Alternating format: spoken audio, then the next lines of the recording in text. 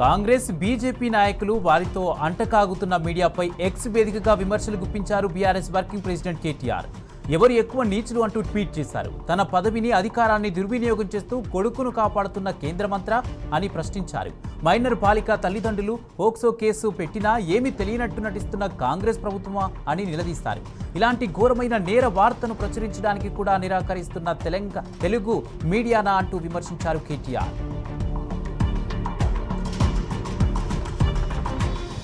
రేవంత్ బండి సంజయ్ల వ్యవహార తీరుపై ఫైర్ అయ్యారు మాజీ మంత్రి హరీష్ రావు. బాధితురాలు న్యాయం కోసం పోలీస్ స్టేషన్కు వెళ్తే కేసు నమోదు చేయడానికి 8 గంటల సమయం ఎందుకు పట్టిందని ప్రశ్నించారు. కేసు నమోదై 36 గంటలు గడుస్తున్నా నిందితులపై ఇంతవరకు ఎందుకు చర్యలు తీసుకోవడం లేదని నిలదీశారు. దీనికి హోంమంత్రిగా ఉన్న సీఎం రేవంత్ రెడ్డి సమాధానం చెప్పాలన్నారు. రాష్ట్రంలో కాంగ్రెస్ బీజేపీల చీకటి ఒప్పందానికి కుమ్మక్కు రాజకీయాలకు ఇంతకంటే నిదర్శనం మరొకటి ఉండదని ధ్వజమెత్తారు. ఇప్పటికైనా పోలీసులు వెంటనే బండి భగీరథపై నమోదైన కేసును విచారణ జరిపించి బాధితురాలకి న్యాయం చేయాలని డిమాండ్ చేశారు. మోదీ పాలనలో ఈ దేశంలో అడుగడుగున అఘాయిత్యాలు జరుగుతూనే ఉన్నాయన్నారు బీఆర్ఎస్ నేత ఆర్ఎస్ ప్రవీణ్ కుమార్. బేటీ బచావో అనే నినాదం ఇచ్చిన ప్రధాని మోదీ అఘాయిత్యాలపై ఎందుకు నోరు మెదపడం లేదని ప్రశ్నించారు. సాక్షాత్తు కేంద్ర మంత్రి తనయుడిపై పోక్సో కేసు నమోదైతే అతనిపై చర్యలు తీసుకోకుండా పక్కనే కూర్చోబెట్టుకోవడమేంటని సూటిగా ప్రశ్నించారు.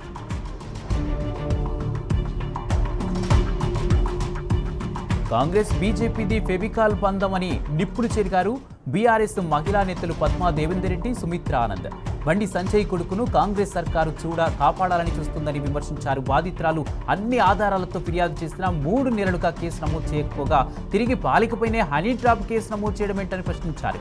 హోంశాఖను తన దగ్గరే పెట్టుకున్న రేవంత్ ఏం చేస్తున్నాడని నిలదీశారు. శాంతి భద్రతల విషయంలో కాంగ్రెస్ సర్కారు పూర్తిగా విఫలమైందని, బాధితురాలికి న్యాయం జరిగే వరకు బీఆర్ఎస్ అండగా ఉంటుందని హెచ్చరించారు.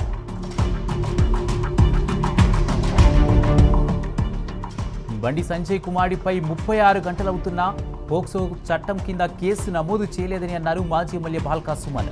బాధిత కుటుంబానికి న్యాయం జరగాలని అన్నారు. బీజేపీ కాంగ్రెస్ ములాఖాత్ కాకపోతే ముఖ్యమంత్రి ఈ కేసుపై ఎందుకు స్పందించడం లేదని బాల్కా సుమన్ ప్రశ్నించారు. కేంద్ర మంత్రి బండి సంజయ్ కొడుకు బండి భగీరథ్ను వెంటనే అరెస్ట్ చేయాలని డిమాండ్ చేస్తూ మహిళా సంఘాల నేతలు పేట్ బషీరాబాద్ పిఎస్ను ముట్టడించారు. రేవంత్ రెడ్డి పాలనలో మహిళలకు రక్షణ కరువైందని మండిపడ్డారు. బండి కొడుకును రేవంత్ కాపాడుతున్నారని ఆగ్రహం వ్యక్తం చేస్తారు. బాధిత మైనర్ బాలికకు న్యాయం చేయకుండా 3 నెలల నుంచి వేధిస్తున్నారని విరుచుకుపడ్డారు. వీఐపీలు అయితేనే న్యాయం చేస్తారా, సామాన్యులకు న్యాయం చేయరా అని ప్రశ్నించారు. పదవిని అడ్డం పెట్టుకుని కొడుకును కాపాడుతున్న బండిని బర్తరఫ్ చేయాలని డిమాండ్ చేశారు. రాష్ట్రంలో ఆడబిడ్డలకు భద్రత లేకుండా పోయిందని మండిపడ్డారు మహిళా సంఘ నాయకులు. కేంద్ర హోంశాఖ సహాయ మంత్రిగా బండి సంజయ్, రాష్ట్ర హోంశాఖ మంత్రిగా రేవంత్ రెడ్డి తమ అధికారాన్ని దుర్వినియోగం చేస్తున్నారని ఆగ్రహం వ్యక్తం చేస్తారు. మైనర్ బాలికపై అత్యాచారానికి పాల్పడిన బండి సంజయ్ కుమారుడు బండి భగీరథ్పై వెంటనే పోక్సో కేసు నమోదు చేసి పోలీసులు అరెస్ట్ చేయాలని డిమాండ్ చేశారు పలువురు మహిళా నాయకులు.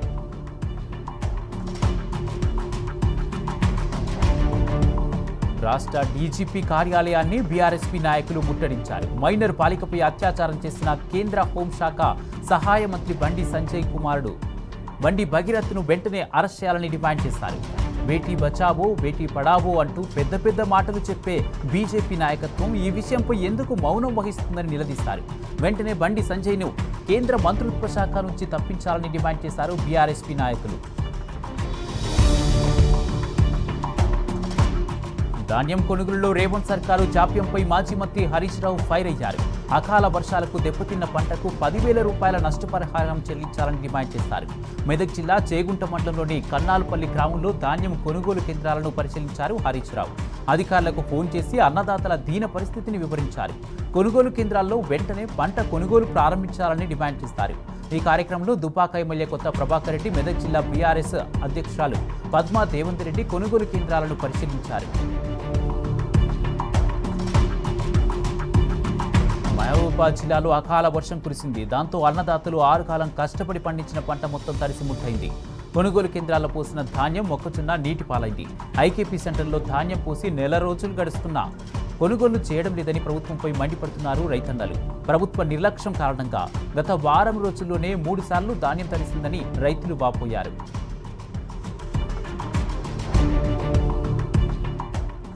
భద్రాద్రి కొత్తగూడెం జిల్లా దమ్మపేట మార్కెట్ యార్డ్లో అన్నదాతల పరిస్థితి అగమ్య గోచరంగా మారింది.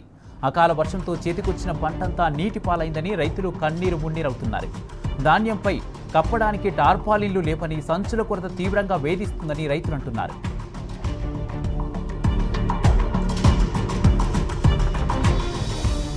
కాంగ్రెస్ పాలనలో రైతుల పరిస్థితి దయనీయంగా మారింది. పండించిన పంటలను అమ్ముకునేందుకు రైతులు నానా ఇబ్బందులు ఎదుర్కోవాల్సిన దుస్థితి ఏర్పడింది. ఆరుగాలం శ్రమించి పండించిన పంటను అమ్ముకునే దిక్కు లేకుండా పోయింది.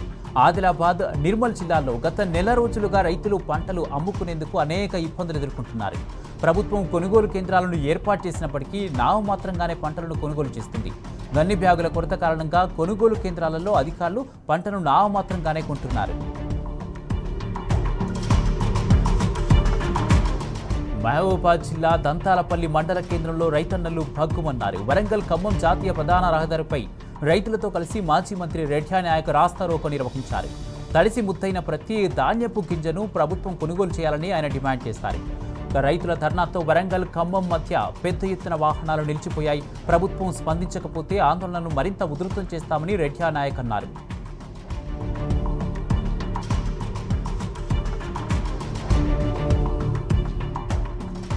రైతుల గోడు వినేవాడే లేడు, మొర ఆలకించేవాడు లేడు. దైన్యం నిండిన కళ్ళల్లో సాయం కోసం ఎదురు చూస్తున్న వారిని ఆదుకునే వారు లేరు. కేసీఆర్ ప్రభుత్వ హయాంలో ఎంతో సంతోషంగా సాగిపోయిన తమ బతుకులు ఇప్పుడు అరణ్య రోదరగా మారిందని ఇల్లందు రైతులు ఆవేదన వ్యక్తం చేస్తున్నారు. కొనుగోలు కేంద్రాల్లో మక్కల కొనుగోలు లేక పంటంతా వర్షానికి తడిసి ముద్దయిందని కన్నీరు మున్నీరవుతున్నారు. అధికారులు కూడా పూర్తి నిర్లక్ష్యంతో వ్యవహరిస్తున్నారని, రైతుల పట్ల ఇలాంటి ధోరణి తగదని వారంటున్నారు.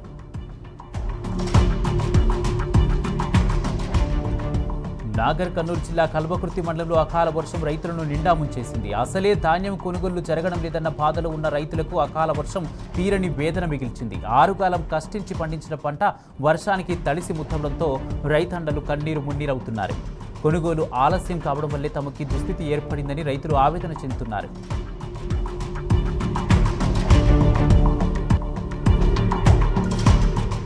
మాజీ మంత్రి డాక్టర్ లక్ష్మారెడ్డిపై జడ్చర్ల ఎమ్మెల్యే అనిరుద్ రెడ్డి చేసిన వ్యాఖ్యలకు ఊరుకొండ మండల బీఆర్ఎస్ నేతలు నిరసన వ్యక్తం చేశారు. జడ్చర్ల అభివృద్ధికి లక్ష్మారెడ్డి చేసిన సేవలను ప్రజలు ఇప్పటికీ గుర్తుంచుకుంటున్నారన్నారు. ప్రభుత్వం మొక్కజొన్న కొనుగోళ్ల విషయంలో పూర్తిగా విఫలమైందని మండిపడ్డారు. రైతులను తీవ్ర ఇబ్బందులకు గురి చేస్తున్నారని కాంగ్రెస్ నేతలపై ఫైర్ అయ్యారు. జడ్చర్లలో ఇప్పటికీ కనిపిస్తున్న అభివృద్ధి అంతా లక్ష్మారెడ్డి హయాంలోనే జరిగిందని తెలిపారు. ఎన్నికల సమయంలో ఇచ్చిన హామీలను ఎమ్మెల్యే అనిరుద్ రెడ్డి అమలు చేయలేదని ఆరోపించారు. తెలంగాణలో కాంగ్రెస్ పార్టీ అధికారంలోకి వచ్చిన నాటి నుంచి రైతుల జీవితాలు అంధకారంలోకి నెట్టివేయబడ్డాయని విమర్శించారు రాష్ట్ర కార్పొరేషన్ మాజీ చైర్మన్ దూదిమెట్ల బాలరాజ్ యాదవ్.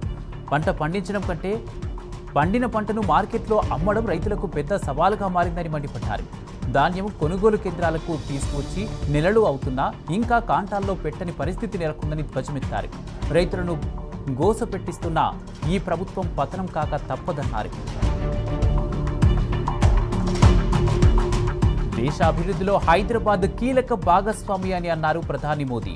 తెలంగాణ అభివృద్ధి కోసం కేంద్రం అనేక పథకాలను తీసుకువచ్చిందని అన్నారు. 2 ఏళ్ల తర్వాత రాష్ట్ర పర్యటనకు వచ్చిన ప్రధాని మోదీ గచ్చిబౌలిలోని హెచ్ఐసిసి నుండి 9,400 కోట్ల రూపాయల విలువైన అభివృద్ధి ప్రాజెక్టులకు వర్చువల్ ద్వారా ప్రారంభించారు. తెలంగాణ అభివృద్ధి చెందితేనే దేశం అభివృద్ధి సాధించినట్లని ప్రధాని అన్నారు.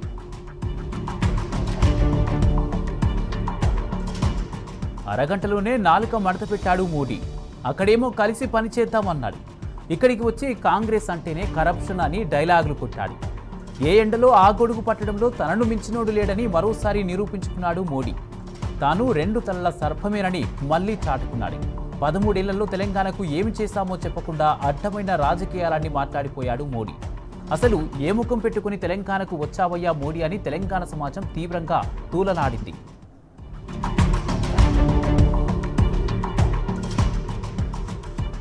జనగణన కులగణన చేయనందుకు నిరసనగా బీసీ జేఏసీ గన్ పార్క్ వద్ద పెద్ద ఎత్తున ఆందోళన నిర్వహించింది. దేశవ్యాప్తంగా జరుగుతున్న జనగణనలో బీసీ కుటుంబాలను లెక్కించకుండా కేంద్ర ప్రభుత్వం అన్యాయం చేస్తున్న వైఖరిపై బీసీ జేఏసీ ఆగ్రహం వ్యక్తం చేసింది. ఈ కార్యక్రమంలో మాజీ స్పీకర్ మధుసూదనాచారి, మాజీ మంత్రి శ్రీనివాస్ గౌడ్, ఓబీసీల సంక్షేమ సంఘం జాతీయ అధ్యక్షుడు జాజుల శ్రీనివాస్ గౌడ్, ఎమ్మెల్సీ కోదండరాం, సిపిఎం నేతలు, కాంగ్రెస్ షాద్నగర్ ఎమ్మెల్యే శంకర్తో పాటు పలువురు అఖిలపక్ష నేతలు పాల్గొన్నారు.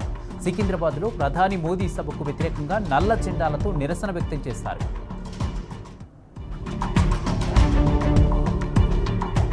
సీసీఐ ఫ్యాక్టరీపై ప్రధాని మోడీ స్పష్టమైన హామీ ఇవ్వాలని సీసీఐ సాధన కమిటీ డిమాండ్ చేసింది.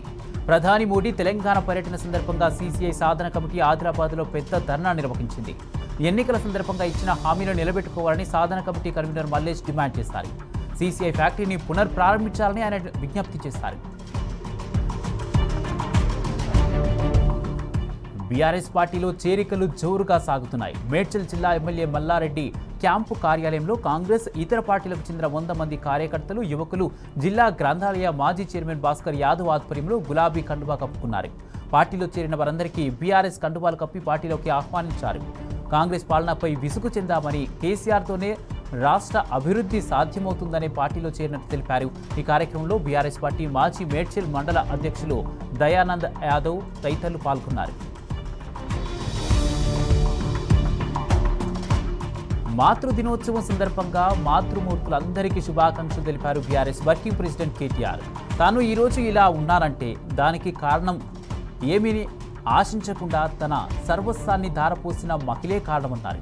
తన తల్లే తన బలం, తన మార్గదర్శి అని పేర్కొన్నారు. అదేవిధంగా తన పక్కన మరో అద్భుతమైన మహిళ తన భార్య నిలుస్తుందన్నారు. ఆమె మద్దతు, సహనం, దయ జీవితంలోని ప్రతి దశలో తనకు బలంగా నిలిచాయన్నారు. తమ త్యాగంతో కుటుంబాలను కలిపి ఉంచే మహిళల గురించి చెప్పడానికి మాటలు ఎప్పటికీ సరిపోవన్నారు కేటీఆర్.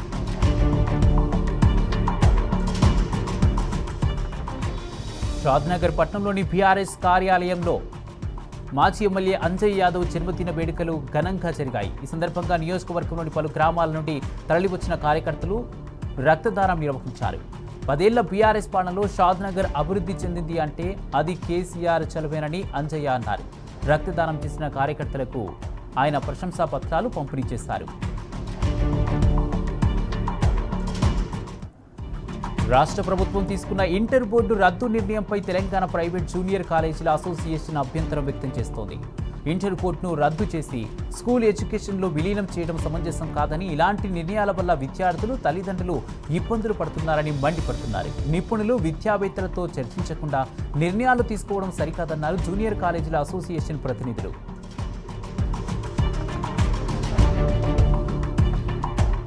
సుల్తానాబాద్ మండలం కనుకుల గ్రామంలోని ప్రభుత్వ భూమిని అక్రమంగా పట్టా చేసుకున్నారని ఆరోపిస్తూ గ్రామస్తులు ఆందోళన చేపట్టారు. రైతులతో కలిసి ప్రభుత్వ భూమిని పరిశీలించిన గ్రామ సర్పంచ్ కవిత అధికారుల తీరుపై మండిపడ్డారు.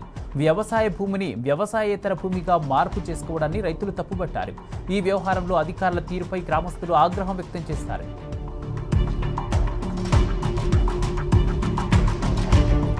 మేడ్చల్ జిల్లా గుండ్లపోచంపల్లిలోని సాకేత్ గేటెడ్ కమ్యూనిటీలో భారీ మోసం వెలుగు చూసింది. విల్లాల యజమానులకు తెలియకుండా సాకేత్ ఇంజనీరింగ్ ప్రైవేట్ లిమిటెడ్కు చెందిన డైరెక్టర్లు 35 విల్లాలను తనఖా పెట్టి కోట్ల రూపాయలు కాజేస్తారు.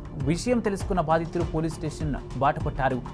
సాకేత్ ఇంజనీర్స్ ప్రైవేట్ లిమిటెడ్కి చెందిన డైరెక్టర్లు, ఎండీ పైన కేసులు పెట్టారు. మేడ్చల్ సర్కిల్ గుండ్లపోచంపల్లి పరిధి గౌడవెల్లిలోని సాకేత్ ఇంజనీర్స్ ప్రైవేట్ లిమిటెడ్ పేరుతో 220 విల్లాలను నిర్మించారు.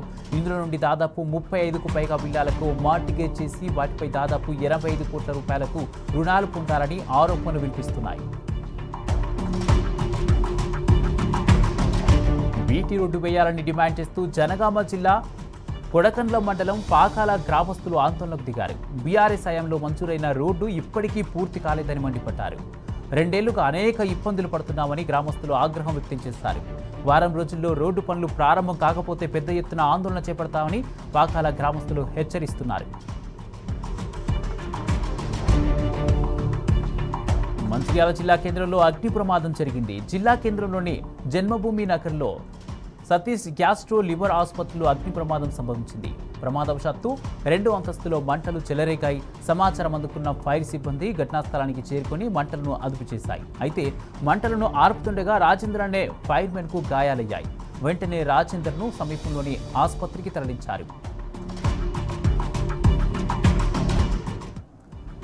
ఓ వివాహితతో జరిపిన ఫోన్ సంభాషణ ఓ దళిత యువకుడి ప్రాణాలకు మీదకు తెచ్చింది. పెద్దపల్లి జిల్లా సింగిరెడ్డిపల్లి గ్రామానికి చెందిన వంశీ అనే యువకుడు అదే గ్రామానికి చెందిన ఓ యువతితో కొంతకాలం ప్రేమ వ్యవహారం నడిపినట్లు పోలీసులు తెలిపారు. ఆ తర్వాత ఆమె వేరొకరిని వివాహం చేసుకోవడంతో వారి ప్రేమ బంధానికి బ్రేకప్ పడింది.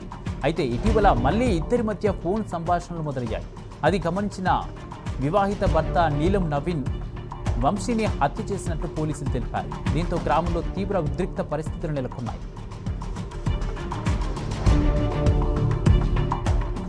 యాదాద్రి వీధులన్నీ కిక్కిరిశాయి. భక్తుల జయధ్వానులతో ప్రతిధ్వనించాయి. ఆనంద రూపుని ఆ లక్ష్మీ నారసింహుడిని దర్శించుకునేందుకు పెద్ద సంఖ్యలో భక్తులు బారులు కట్టారు. క్యూ లైన్లన్నీ నిండిపోయాయి. ఉచిత దర్శనానికి దాదాపు 5 గంటల సమయం పట్టిందని భక్తులున్నారు. ఇక ప్రత్యేక దర్శనానికి కూడా గంటల కొద్దీ నిరీక్షించాల్సి వచ్చింది.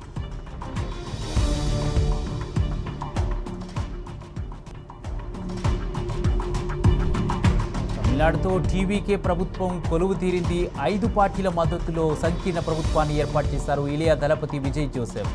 చెన్నై నెహ్రూ ఇండోర్ స్టేడియం వేదికగా ఆయన ముఖ్యమంత్రిగా ప్రమాణ స్వీకారం చేశారు. కిక్కిరిసిన జన సందోహం మధ్య విజయ్తో ప్రమాణం చేయించారు తమిళనాడు గవర్నర్ రాజేంద్ర అర్లేకర్. ఇక విజయ్తో పాటు మరో 9 మంది మంత్రులుగా ప్రమాణం చేశారు.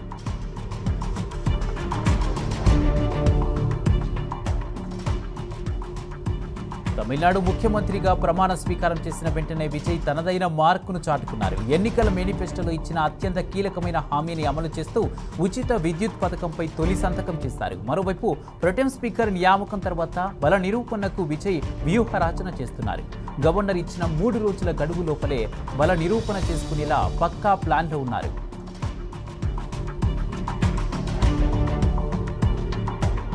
అన్నాడీఎంకేలో అగ్గిరాజుకుంది. పళనిస్వామి తీరుపై అసంతృప్తి రగులుకుంటోంది. అసెంబ్లీ ఎన్నికల ఫలితాలు వెల్లడైనప్పటి నుంచి పార్టీలో వేరు కుంపటి మొదలైనంది. డీఎంకేతో పొత్తు కట్టి విజయ్ను అధికారంలోకి రాకుండా చేయాలని పళనిస్వామి తీవ్రంగా ప్రయత్నించినట్లు ప్రచారం జరుగుతుంది. అంతేకాకుండా డీఎంకేతో కలిసి ప్రభుత్వాన్ని ఏర్పాటు చేసే దిశగా పాలు కదిపినట్టు కూడా అనుమానాలున్నాయి. ఇదే ఇప్పుడు పార్టీలో చిచ్చుపెట్టింది. పార్టీ నాయకత్వం మారాలంటూ కొత్త నినాదానికి ఆజ్యం పోసింది. ఈ శిబిరానికి సివి షణ్ముఖం నాయకత్వం వహిస్తున్నాడు. గెలిచిన ఎమ్మెల్యేలతో 30 మంది విడిగా అంటిముట్టినట్టుగా వ్యవహరించడం పార్టీలో తీవ్రమైన అంతర్గత విభేదాలకు అద్దం పడుతుంది.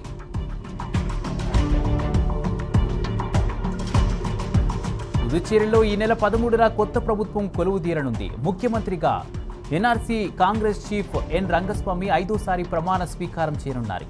ఇప్పటి వరకు 4 సార్లు ముఖ్యమంత్రిగా పనిచేసిన సుదీర్ఘ అనుభవం ఆయనది. నిరాడంబరతకు నిలువెత్తు నిదర్శనంగా భావించే రంగస్వామినే ఈసారి కూడా సీఎం పదవికి ఎన్డీఏ కూటమి ఏకగ్రీవంగా ఎన్నుకుంది. కాగా 13వ తేదీన ప్రమాణ స్వీకారోత్సవానికి ఏర్పాట్లు చురుకుగా కొనసాగుతున్నాయి. ఈ కార్యక్రమానికి పెద్ద సంఖ్యలో ఎన్డీఏ నేతలు హాజరు కానున్నారు.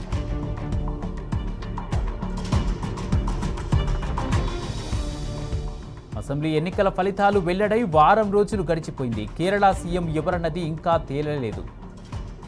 3 నేతలు సీఎం పదవి కోసం పోటీ పడుతుండగా ఎవరో ఒకరిని ఖరారు చేయడంలో కాంగ్రెస్ అధిష్టానం తీవ్రంగా నానుస్తోంది.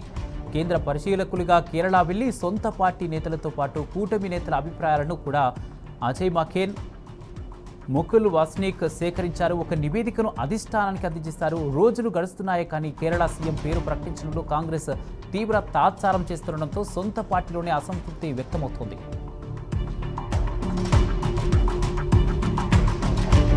పశ్చిమ బెంగాల్, తమిళనాడులో కొత్త ప్రభుత్వాలు కొలువుదీరాయి. కేరళలో ఇంకా సందిగ్ధత కొనసాగుతుండగా అసోంలో శాసనసభ పక్ష నేతగా మళ్లీ హిమంత బిశ్వ శర్మ ఎన్నికయ్యారు. గౌహతిలో ఇవాళ జరిగిన బీజేఎల్పీ సమావేశంలో హిమంత పేరును ఏకగ్రీవంగా ఆమోదించారు. ఈ సమావేశానికి కేంద్ర పరిశీలకులుగా కేంద్ర మంత్రి జేపీ నడ్డా, హర్యానా సీఎం నయాబ్ సింగ్ సైని హాజరయ్యారు. కాగా హిమంత బిశ్వ శర్మ 2సారి అసోం ముఖ్యమంత్రిగా పదవి ప్రమాణ స్వీకారం చేయనున్నారు. ఈ నెల 12న హిమంత నేతృత్వంలో కొత్త ప్రభుత్వం కొలువు తీరనుంది. ఈ కార్యక్రమానికి ప్రధాని మోదీతో పాటు ఎన్డీఏ నేతలంతా హాజరు కానున్నారు.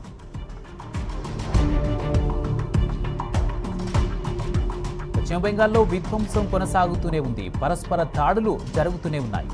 కేజూరి ప్రాంతంలో జరిగిన దాడుల్లో 60 దుకాణాలు అగ్నికి ఆహుతయ్యాయి. దీంతో ఆ ప్రాంతంలో 700 కంపెనీల కేంద్ర పలకాలను రంగంలోకి దించారు. ముఖ్యమంత్రి సువేందు అధికారి కేజూరి ప్రాంతాన్ని సందర్శించి బాధితులను పరామర్శించారు. ఘర్షణలు, గొడవలకు పాల్పడేవారిని ఉపేక్షించబోమని ఆయన హెచ్చరించారు.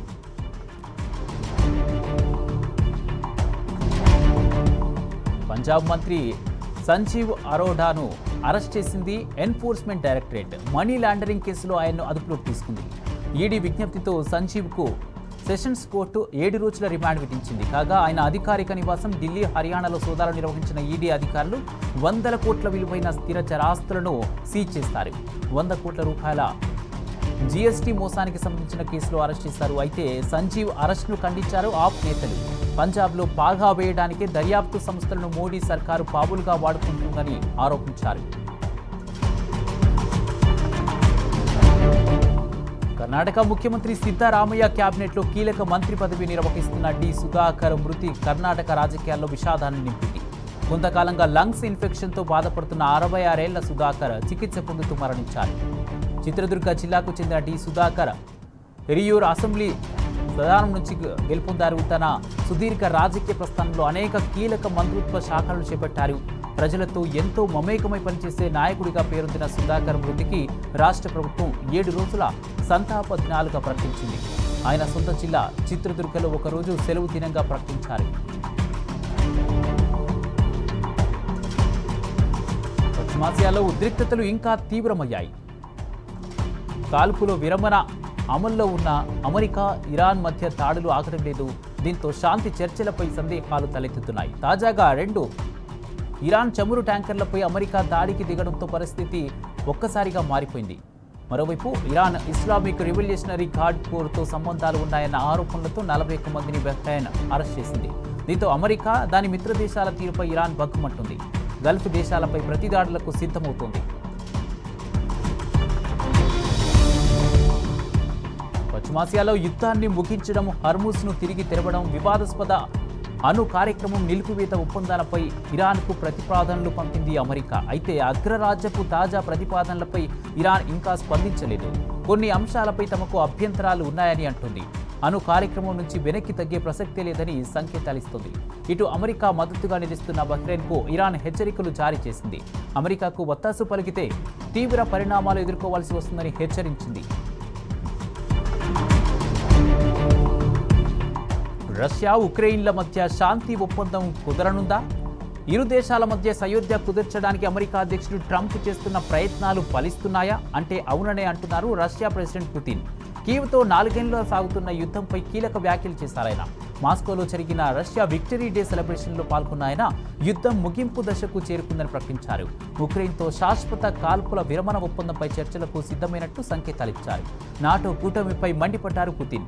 ఉక్రెయిన్ను దురాక్రమణదారుగా అభివర్ణించిన ఆయన తాము చేస్తున్నది న్యాయబద్ధమైన యుద్ధమంటూ ప్రకటించుకున్నారు.